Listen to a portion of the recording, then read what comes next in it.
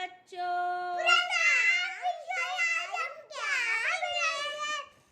आज हम पढ़ेंगे शिव जी की जटा से गंगा का उद्गम किस तरह से हुआ, समझे? उसकी कहानी आज हम पढ़ेंगे। हाँ ठीक है, जानेंगे। ओके।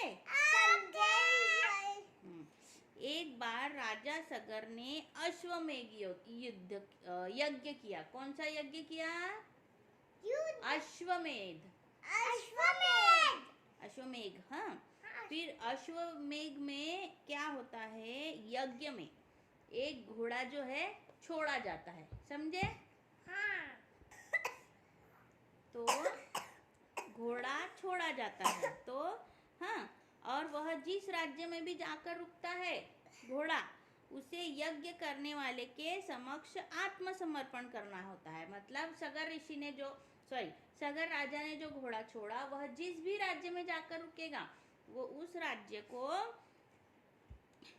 यज्ञ करने वाले, मतलब राजा सगर के समक्ष आत्मसमर्पण करना होगा।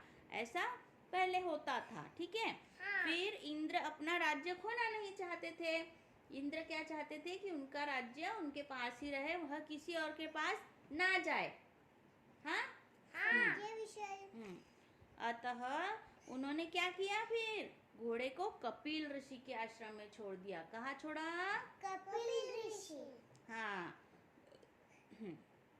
कपिल ऋषि के आश्रम में, आश्रम के पास छुपा दिया, ठीक है। फिर जब घोड़ा चला गया, फिर उसके कुछ दिनों बाद राजा के जो पुत्र थे, वह अश्व मतलब घोड़े को ढूंढते ढूंढते कपिल ऋषि के आश्रम पहुंचे। उन्हें वह घोड़ा दिख गया। हाँ, तो उन्होंने ऋषि पर चोरी का आरोप लगाया। क्या आरोप लगाया? चोरी। हाँ, तो उन्होंने कहा कि यह घोड़ा आपने चुरा कर ही लाया है। फिर लेकिन उन्होंने ऐसा किया था क्या? नहीं किया था। इंद्रदेव ने चाल चली, हाँ, और वह घोड़े को उनके आश्रम के पास छिपा दिया। फिर ऋषि को बहुत गुस्सा आया, क्योंकि उन्होंने ऐसा कुछ किया था क्या? नहीं किया था। फिर उनको बहुत गुस्सा आया। फिर इतना गुस्सा आया कि उनके क्रोध से, कपिल ऋषि के क्रोध से राजा के पुत्र तुरंत भस्म हो गए। उनके मतलब क्रोध से ऐसी अग्नि निकली कि राजा के जो पुत्र थे वह तुरंत भस्म हो गए। भस्म हो गए मतलब जल गए। हाँ, राजा सगर ने अपने पोते अंशुमन को अपने पुत्रों को ढूंढने भेजा। फिर राजा सगर ने अंशुमन को, मतलब उनका जो पोता था, उसको पुत्रों को ढूंढने के लिए भेजा। ऋषि ने अंशुमन से कहा कि वह ढूंढने भेजा, लेकिन फिर अंशुमन ऋषि के आश्रम में पहुंचा तो उन्हें पता चला कि उनके जो राजा सगर के जो पुत्र थे वह भस्म हो चुके हैं। फिर उन्होंने ऋषि कपिल से मिन्नत करी कि ऋषि कि आप उन्हें जीवन दान दे दीजिए और आप उन्हें फिर से जीवित कर दीजिए। पर ऋषि ने अंशुमन से कहा कि वह उन्हें जीवन दान तो नहीं दे सकते, पर गंगा का जल उनके पापों को अवश्य धो सकता है। मतलब वह फिर से उन्हें जीवित तो नहीं कर सकते, लेकिन उन्होंने जो पाप किए हैं उसके लिए गंगा का जल चाहिए। तो गंगा का जल उनके पापों को अवश्य धो सकता है। ऐसा ऋषि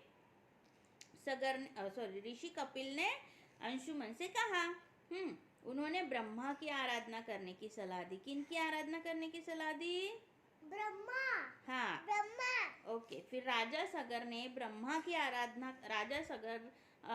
की आराधना करने लगे, पर उनकी तपस्या अधूरी रह गई और वह बीच में ही परलोक सिधार गए। मतलब वह मर गए। उनकी उम्र हो गई तो वह मर गए तपस्या करते करते ही। फिर अंशुमन और उसका पुत्र दिलीप इन्होंने तपस्या करी, लेकिन वह भी तपस्या पूरी नहीं कर पाए। समझे बच्चों? समझे। हाँ। फिर अंशुमन के पोते भगीरथ, कौन था अंशुमन का पोता? भगीरथ। कौन था? भगीरथ। हाँ,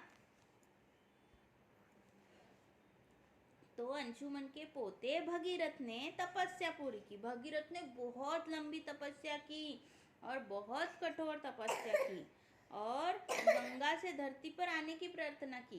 गंगा जो माता है नदी, उनसे धरती पर आने की प्रार्थना करी भगीरथ ने। बहुत कठिन तपस्या करी थी उन्होंने, ठीक है। हाँ, फिर शिवजी ने गंगा के तेज को अपनी जटा में संभाला। फिर क्या हुआ, शिवजी ने गंगा के तेज को, मतलब बहुत तेजस्वी थी गंगा, तो उनके तेज को अपनी जटा में संभाला और फिर वह वहां से गंगा माता धरती पर आई।